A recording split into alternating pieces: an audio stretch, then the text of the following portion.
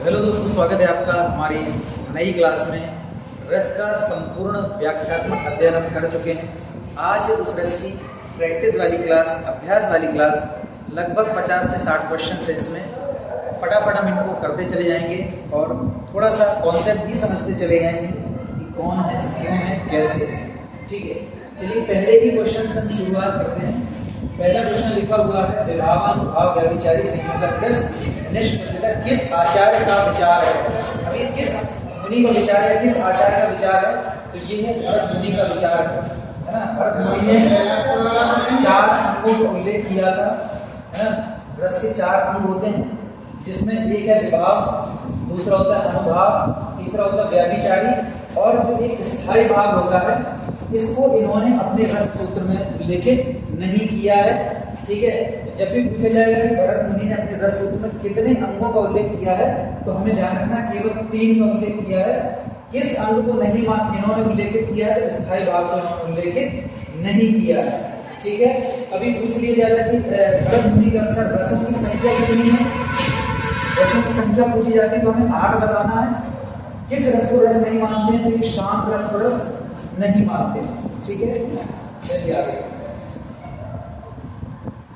Question number दूसरा, वाक्यम रसात्मक काव्य किस आचार्य का कथन है?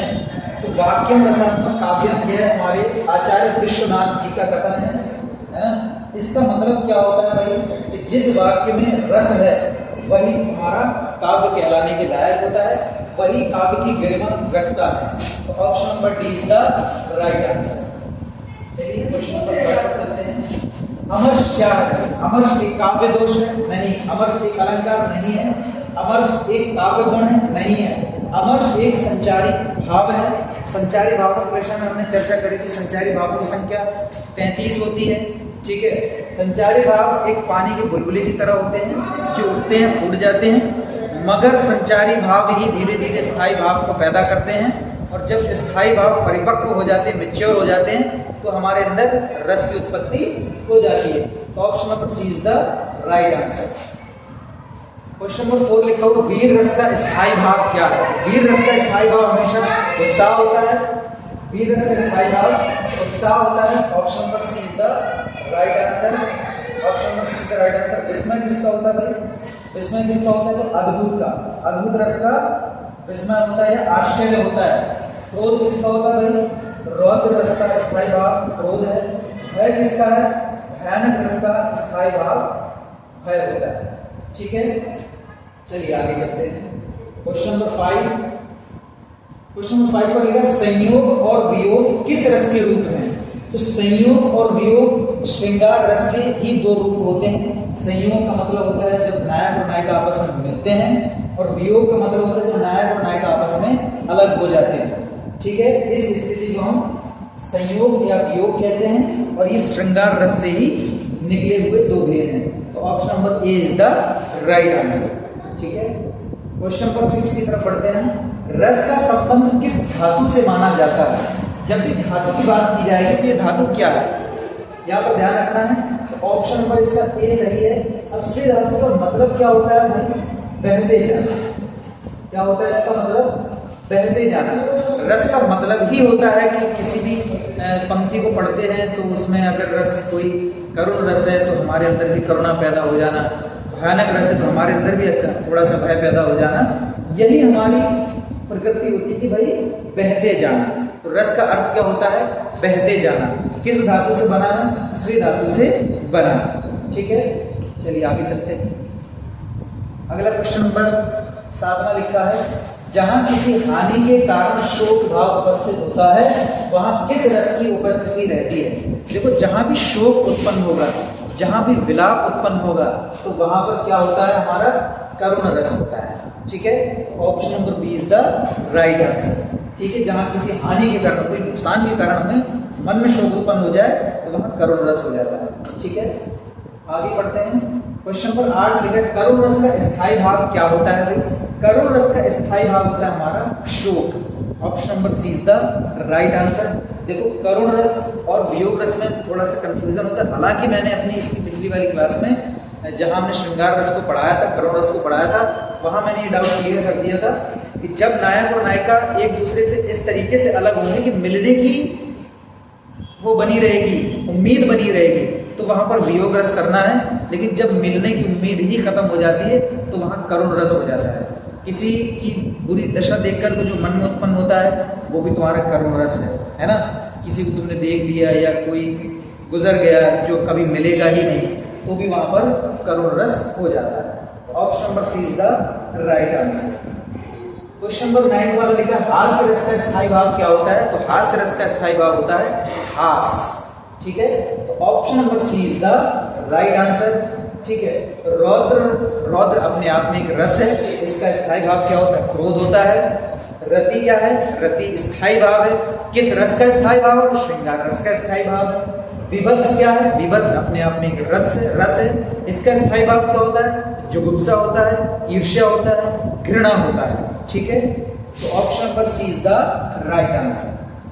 अगला क्वेश्चन नंबर 10 की तरफ चलते हैं बेटा। चमक उठी सन 57 में वो तलवार पुरानी थी।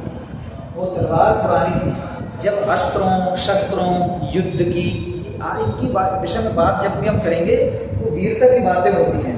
तो option number A is the right answer. इसमें वीर रस का बखान किया गया है। ठीक है, भयानक रस का स्थायी भाव क्या होता है? भयानक रस का स्थायी भाव होता है भय या फिर डर। ठीक है, option number B is the right answer. अगला लिखा हुआ है क्वेश्चन नंबर 12 पर लिखा है शास्त्रकारों ने रसराज की उपाधि किस रस को दे रखी है? तो जब भी इस बात की चर्चा करेंगे कि भाई जो शास्त्रकार हैं जिन्होंने शास्त्रों की रचना करी है उन्होंने रसराज की उपाधि किसको प्रदान की है? देखो हमारे कुल 11 रस हैं। ठीक, 11 रसों में एक रस का राजा होता है। जैसे फलों का राजा आम होता है, जैसे सब्जियों का राजा आलू होता है, उसी तरीके से जब रसों का राजा की बात करी जाएगी तो श्रृंगार रस को हम रसों का राजा कहते हैं या रस राज कहते हैं। Option number C is the right answer. ठीक है, और क्यों कहते हैं? कारण इसका ये है कि श्रृंगार रस में ज्यादातर सारे के सारे रस समाहित हो सकते हैं, केवल विभत्स को छोड़ दिया जाता है। इसीलिए कभी ऐसा पूछा जाता है कि श्रृंगार रस का विरोधी रस कौन है? तो विभत्स रस हो जाता है। ठीक, क्योंकि विभत्स रस में घृणा पैदा होता है। ठीक है, अगला लिखा है हाहाकार हुआ क्रंदन में कठिन वज्र होते थे चूर। है ना, पंक्ति में रस कौन सा है? देखो जब हाहाकार मचेगी, अब हाहाकार कब मचेगी? जब लोगों के अंदर डर पैदा होगा। यहाँ बहुत सारे लोग भीड़ भाड़ बैठी हो, कोई कथा चल रही, कोई प्रोग्राम चल रहा हो, अचानक से वहां कोई जंगली जानवर घुस जाए तो हाहाकार मच जाएगा। तो हाहाकार कब मचेगा? जब लोग भयभीत हो जाएंगे, लोगों के अंदर भय समाहित हो जाएगा, डर जाएंगे। तो ऑप्शन नंबर इसमें आ जाएगा सी इज द राइट आंसर। ठीक है, अगला लिखा है क्वेश्चन नंबर 14 श्रृंगार रस का स्थायी भाव क्या है? तो श्रृंगार रस का स्थायी भाव रति होता है, प्रेम होता है। Option number is the right answer. अगला लिखा है क्वेश्चन नंबर 15 शांत रस का स्थायी भाव क्या है? तो शांत रस का स्थायी भाव क्या होता है भाई? निर्वेद होता है। क्या होता है? निर्वेद होता है। निर्वेद का मतलब होता है जो सारी वेदनाओं से, जो सारे दुखों से, संसार से मुक्त हो गया है, जो मोह माया से मुक्त हो गया है, जिसने वैराग्य धारण कर लिया है, वही तुम्हारा शांत हो जाता है और उसी शांत रस का स्थायी भाव निर्वेद हो या वैराग्य हो जाता है। तो option number A is the right answer. जुगुप्सा किस रस का स्थायी भाव है? तो जुगुप्सा विभत्स रस का एक स्थायी भाव है। जिस जुगुप्सा का मतलब होता है ईर्ष्या या जिसको हम घृणा के नाम से भी जानते हैं, जो कि मांस है ना, मज्जा या खून, इन चीजों की आदि के बारे में बात करते हैं तो वो विभत्स रस हो जाता है क्योंकि उसमें घृणा उत्पन्न होती है। ठीक है, तो ऑप्शन नंबर जुगुप्सा का D is the right answer. ठीक है, अगला लिखा है अद्भुत रस का स्थायी भाव क्या है? तो अद्भुत रस का स्थायी भाव होता है भाई विस्मय। एकदम से कोई चीज अद्भुत लग जाए, आश्चर्यचकित हो जाए, कोई एकदम से खबर हमें अचानक से सुनने को मिल जाए तो हम एकदम आश्चर्यचकित हो जाते हैं, उसी को अद्भुत रस कहते हैं। उसी का स्थायी भाव होता है हमारा विस्मय, जिसको हम आश्चर्य भी कहते हैं। ठीक है, क्वेश्चन नंबर 18 लिखा हुआ वियोग श्रृंगार की स्थिति कौन सी नहीं है? देखो इस चीज को समझना जरूरी है। वियोग श्रृंगार में कुछ स्थितियां ऐसी होती हैं जो श्रृंगार से कुछ स्थितियां ऐसी होती हैं जो हमें समझ लेनी चाहिए कौन कौन सी है। तो देखो, एक तो मान है ना, मान सम्मान भाई है ना, मान सम्मान या हम यूँ कहेंगे रूठना या मनाना है ना, मनाना। ये तो भाई तुम्हारा किस में चलता है भाई, ये तुम्हारा श्रृंगार की संयोग में चलता है। पूर्व राग भाई, पूर्व राग मतलब कि प्रेम से पहले का एक प्रेम होता है, ये भी तुम्हारी बिछड़न की स्थिति नहीं है, क्योंकि वियोग का मतलब क्या होता है, बिछड़ना। क्या होता है बिछड़ना, जिसको हम विप्रलंब रस भी कहते हैं। अब बिछड़ने पूर्व राग, इसमें तो बिछड़ने से कोई संबंध ही नहीं है, क्योंकि जब नायक और नायिका को प्रेम हुआ उससे पहले का बात, पहले की बात हो रही है। एक होता है प्रवास। प्रवास का मतलब क्या होता है, जब नायक नायिका से दूर चला जाए, किसी दूसरे देश कमाने चला जाए, पैसा कमाने चला जाए, उसको हम प्रवास कहते हैं। और मिलन तो तुम्हारी वैसे भी श्रृंगार रस में संयोग की स्थिति है ना, ये भी संयोग की स्थिति है, ये भी संयोग की स्थिति है ना। अब ये पूछ रहा वियोग श्रृंगार की स्थिति कौन सी नहीं है, पूर्व राग। तो इसमें ध्यान रखना है, वियोग श्रृंगार का मतलब होता है बिछड़ना। तो ये तो हो गया मिलना है ना, ये भी वियोग की ही स्थिति है। तो कौन सी नहीं, इसमें ऐसा होना चाहिए कि वियोग श्रृंगार की स्थिति कौन सी है, कौन सी नहीं है। तो वियोग, हाँ यही नहीं है, वियोग की स्थिति ये नहीं है, क्योंकि वियोग का पूर्व राग इसको भी हम वियोग में ही डालते हैं। क्यों?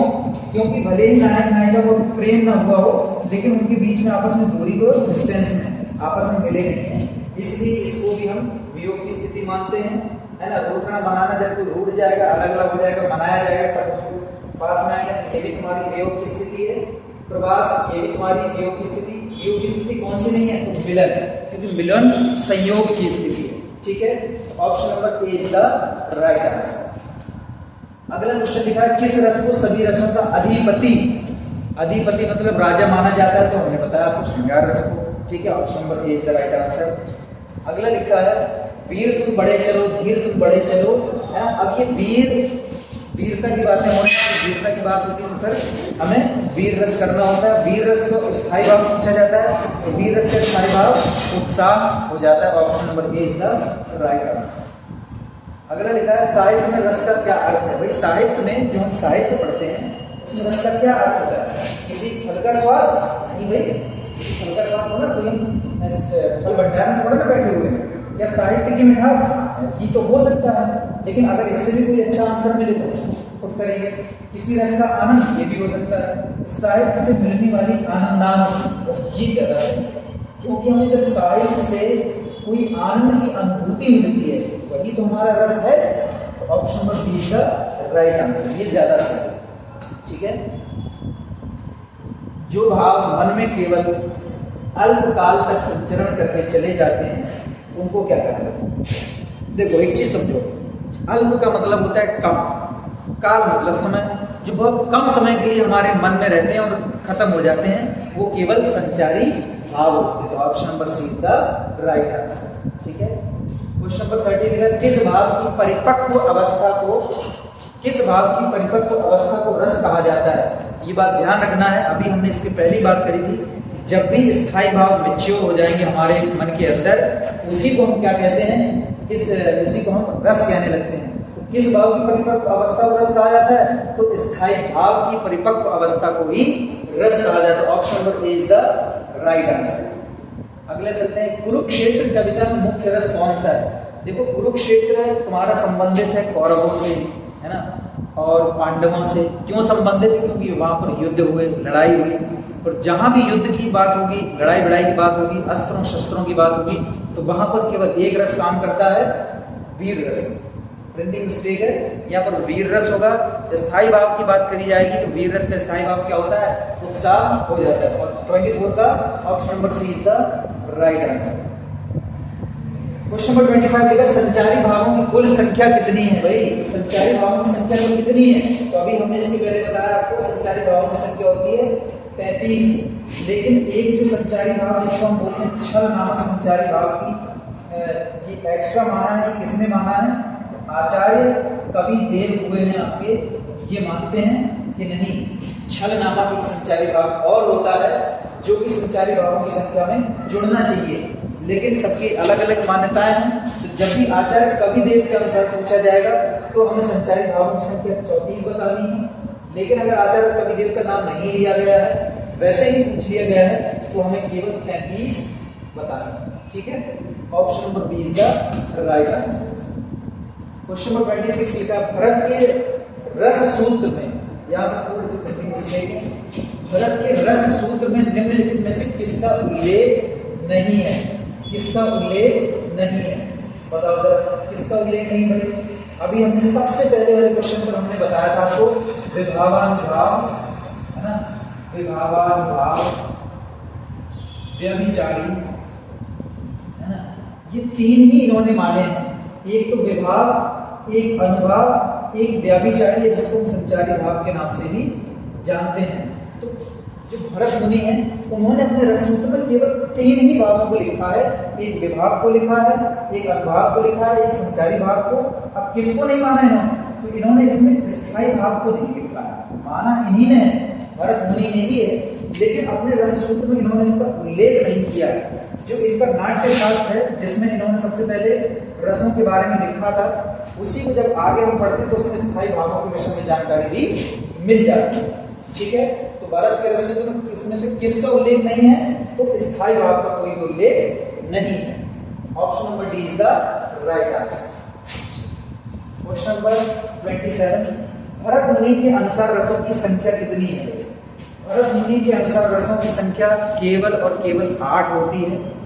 किस रस को रस, और वैसे पूछा जाता है तो रसों की संख्या 9 होती है। किस रस को रस नहीं मानते हैं? तो ये शांत रस को रस नहीं मानते, ये बात ध्यान रखना। ठीक है, तो option number A is the right answer. Question number 28 पर लिखा है, क्रोध किस रस का स्थायी भाव है? तो क्रोध किस रस का स्थायी भाव है? रस पूछा जा रहा है, मतलब ये स्थायी भाव है, तो क्रोध किसका होता है भाई? रौद्र रस का स्थायी भाव होता है क्रोध। ठीक है, option number A is the right answer. वीर रस का स्थायी भाव क्या होता है भाई? उत्साह। विभत्स रस का क्या हो जाता है? जुगुप्सा, घृणा, ईर्ष्या। भयानक रस का क्या हो जाता है? भय या डर। Option number A is the right answer. Question number 29 पर लिखा है, जमों का मज्जा मांस रुचिर लग परत बगारे, जित जित छिटके हाड़ से कहूं कहूं दतनारे। अब यहाँ हमने एक चीज समझी थी जब हमने विभत्स रस के बारे में आपको बताया था, जहां पर मज्जा, मांस, रक्त, इन चीजों का जब जिक्र हो, है ना, कि कोई जानवर किसी शव को खा रहा हो, कोई कौवा किसी की आंखों को नोच रहा हो, तो वहां पर हमें केवल घृणा उत्पन्न होती है, जुगुप्सा उत्पन्न होती है। तो यहाँ पर ध्यान रखना, जब पूछा जाएगा इसमें कौन सा रस है, तो हमें केवल विभत्स रस करना होता है। विभत्स रस का स्थायी भाव पूछा जाएगा तो जुगुप्सा हो जाता है।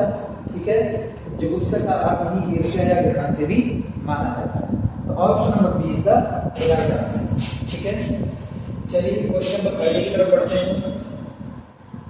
केशव कहीं न जाए का कहिए, देखत तब रचना विचित्र, अति समझी मन ही मन रही। अब देखो इस चीज में इसमें बात समझो, इसमें जो कवि है वो क्या कह रहा है? केशव मतलब ईश्वर से हो जाता है, कहीं मतलब कह रहा है ना जाए, मतलब कह नहीं पा रहा है, समझाना चाह रहा है कि केशव मुझसे तो कहते नहीं, मतलब मैं कहूँ क्या?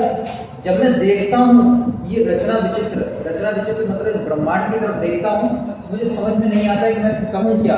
मतलब वो उनकी रचना को देख करके, ईश्वर की रचना को देख करके वो आश्चर्यचकित, क्या है भाई? वो आश्चर्यचकित हैं। अब आश्चर्यचकित हैं तो ये आश्चर्य किसका होता है भाई? आश्चर्य एक विस्मय है ना, किसमें? और ये किसका स्थायी भाव होता है? अद्भुत रस का स्थायी भाव। ठीक है, option number B is the right answer. ठीक है, अगला लिखा है क्वेश्चन नंबर 31, किस रस का स्थायी भाव निर्वेद है? तो शांत रस का स्थायी भाव क्या होता है? निर्वेद, यानी जो सारी वेदनाओं से मुक्त हो चुका है, जिसको किसी दुख से कोई मतलब नहीं, किसी सुख से कोई मतलब नहीं, वही शांत रस को प्राप्त हो सकता है। निस्दिन बरसत नयन हमारे, इस पंक्ति में किस रस का वर्णन है? भाई पंक्ति छोटी है तो इसलिए हमें समझना पड़ेगा कि निस्दिन मतलब प्रतिदिन बरसत नयन हमारे। जब कृष्ण मथुरा चले गए, कंस के पास चले गए, तो वहां की जो गोपियां क्या चर्चा कर रही है भाई, उससे कह रही है, उधर से कह रही है कि प्रतिदिन हमारे नयन बरसते रहते हैं। तो जब नयन बरसते हैं तो नायक और नायिका से अलग होने का भाव, तो जब नायक नायिका से अलग हो जाएंगे तो वियोग हो जाता है। अब वियोग किसका भाव है? श्रृंगार रस का ये अपना एक भाव। ठीक है, option number C is the right answer. Question number 33 लिखा है, किस रस को रसराज कहा जाता है? तो रसराज की बात करी जाएगी तो हमने अभी बताया कि श्रृंगार रस को रसराज कहा जाता है। क्वेश्चन नंबर 34 लिखा है विस्मय स्थायी भाव किस रस में होता है? विस्मय किसमें होता है भाई? अद्भुत रस में होता है। तो option number D is the right answer. Question number 35, ये हमारी क्वेश्चन नंबर 24 क्वेश्चन भी इसमें थे, ठीक है। ये हमने रस को कंप्लीट कर लिया है। अब हम कल अलंकार पढ़ाएंगे और अलंकार के बाद फिर उसकी प्रैक्टिस करेंगे, छंद पढ़ाएंगे, उसको पूरा खत्म कर देंगे। मिलते हैं कल, तब तक बने रहिए, देखते रहिए।